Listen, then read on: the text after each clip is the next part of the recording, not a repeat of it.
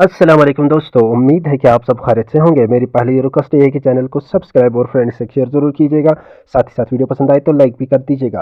अभी का नया अपडेट मैं आपको देने जा रहा हूँ डेली वेजर्स के रिगार्डिंग। यहाँ पर डेली वेजर्स रेगुलराइजेशन प्रोसेस, तो इसके रिगार्डिंग मैं आपको एक वीडियो क्लिप दिखाने जा रहा हूँ। साथ ही साथ मैं आपको कह रहा हूँ कि इस वीडियो को ज़्यादा से ज़्यादा शेयर कीजिएगा, लाइक भी कर दीजिएगा और मेरे फेसबुक पेज को भी फॉलो कीजिएगा, टेलीग्राम चैनल को भी फॉलो कीजिएगा, क्योंकि वहाँ पर आपको इंस्टेंट अपडेट्स मिलते रहते हैं। चलो देखते हैं अभी का ये ताज़ा अपडेट।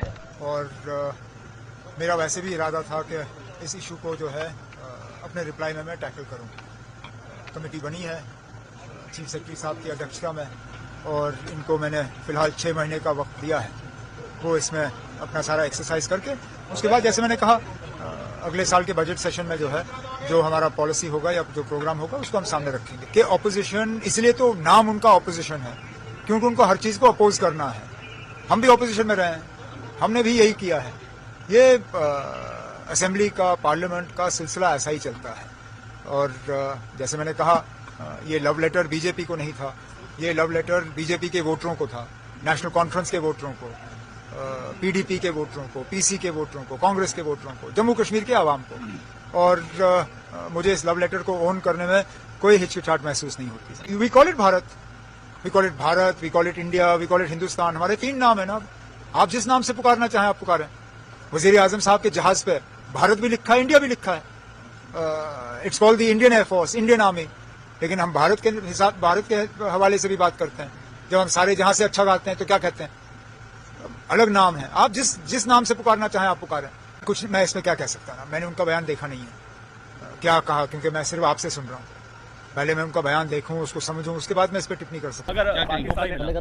देखिए, जहाँ तक ताल्लुक है, अगर प्राइम मिनिस्टर साहब ने कोई बात कही तो सोच के कही होगी। इसमें तो मुझे लगता नहीं कि मेरे कोई रिएक्शन की जरूरत है यहाँ पे।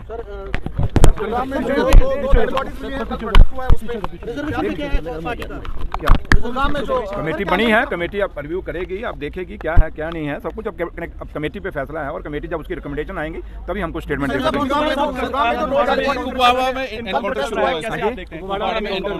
हैं। इसको कंडेम करते हैं। हालात शांत रहना चाहिए, पीसफुल रहना चाहिए। और जो भी साजिशों के पीछे हैं उनकी साजिशें कभी हिंदुस्तान को या जम्मू कश्मीर को कमज़ोर करने की कोशिश करेंगे तो कभी नहीं होंगे। जम्मू कश्मीर का भाईचारा मजबूत है और हम लोग इकट्ठे हैं, और हमेशा जो भी देश के खिलाफ कोई हरकत करेगा उसको बर्दाश्त। तो ये भी का नया अपडेट था जिसमें हमारे सीएम साहब उमर अब्दुल्ला साहब बोल रहे हैं कि ये जो डेली वेजर्स है इनको हम रेगुलराइज करेंगे। हमारे पास 61,000 डेली वेजर्स है और 36,000 एसपीओज है।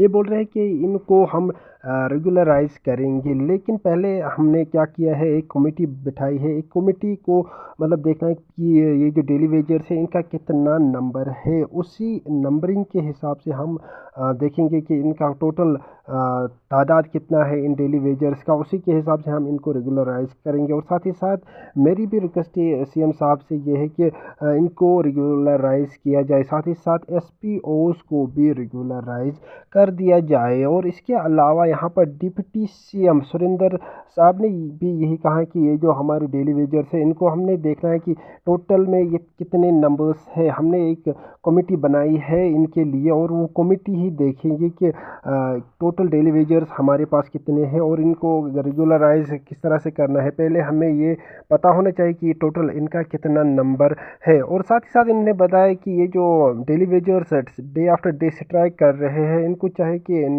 हम पर भरोसा रखे। इनका यही कहना है कि हम इनको बहुत ही जल्द रेगुलराइज करेंगे। लेकिन ये जो नंबरिंग का मसला है, पहले हमें इनकी ये जो टोटल ये जो नंबरिंग है ये पहले पता होना चाहिए। लेकिन ये जो इससे पहले भी मतलब ये कमेटी बिठाई गई थी कुछ साल पहले, 2014 में भी बिठाई गई थी। तो उस कमेटी ने बस वो कमेटी ही रह गई। उसके बाद उन्होंने किसी भी डेली वेजर को रेगुलराइज नहीं किया था उस समय। तो यहाँ पर वही प्रोसेस फिर से रिपीट होना शुरू हो चुका है कि यहाँ पर पहले ये अनाउंसमेंट कर दिया है डेली वेजर्स को हम रेगुलराइज करेंगे। लेकिन उससे पहले हमने एक कमेटी बनानी है। वही कमेटी डिसाइड करेगी कि पहले कितना नंबर है डेली वेजर्स का। उसी डेली वेजर्स को नंबरिंग के अकॉर्डिंग हम इनको रेगुलराइज करेंगे। लेकिन ये जो हमारे डेली वेजर्स है इनकी सैलरी बहुत ही कम मिलती है। साथ ही साथ ये जो हमारे SPOs है 36,000 इनकी भी सैलरी बहुत कम मिलती है।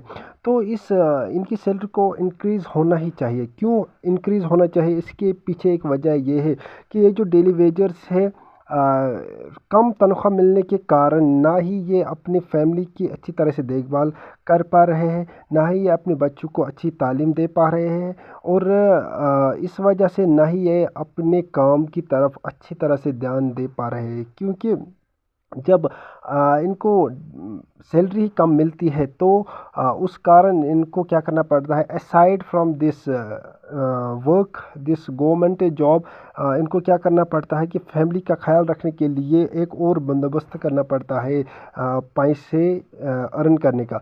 तो उस वजह से इनका ये जो ध्यान उस तरफ अपनी गवर्नमेंट जॉब की तरफ नहीं रहता है। सेम प्रोसेस SPOs के साथ भी यही होता है कि इनके पास ये जो फैमिली है उनके डेली नीड्स, बेसिक नीड्स, बच्चों को पढ़ाना लिखाना और साथ ही साथ घरेलू ये जो अखराजात है उनके लिए पैसा मैसर करना, वो इनको भी मतलब दो प्रोसेस करने पड़ते हैं। एक तो ये ड्यूटी करते हैं, ड्यूटी से इनको 9,000, 10,000, 12,000 मिलते हैं, और साथ ही साथ इनको क्या करना पड़ता है, दूसरा काम भी करना पड़ता है, जिसकी वजह से इनकी ये जो गवर्नमेंट जॉब है इस पर इनका कम तवज्जो रहता है, और जिसकी वजह से ये मतलब तो मेरी रिक्वेस्ट है गवर्नमेंट से है, CM साहब से यही है कि ये जो हमारे डेली वेजर्स है, ये जो हमारे SPOs है, इनकी सैलरी को इंक्रीज़ कर दिया जाए।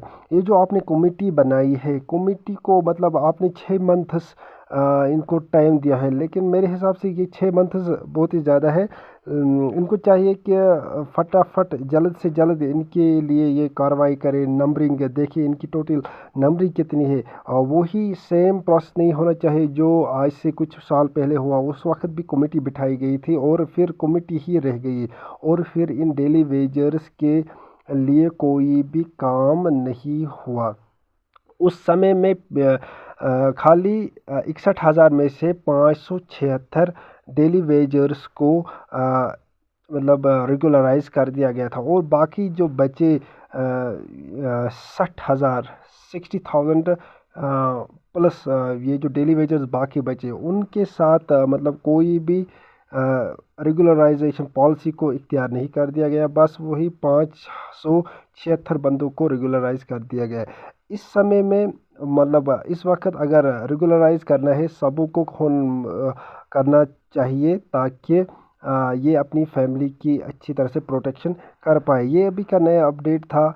अगर वीडियो पसंद आया होगा लाइक शेयर ज़रूर कीजिएगा, साथ ही साथ सब्सक्राइब भी कर दीजिएगा। मेरे फेसबुक पेज को भी फॉलो कीजिएगा और टेलीग्राम चैनल को भी फॉलो कीजिएगा। वहाँ पर आपको ताज़ा नए अपडेट्स मिलते रहते हैं। मिलते हैं नेक्स्ट वीडियो में, तब तक के लिए अस्सलाम वालेकुम वरहमतुल्लाह।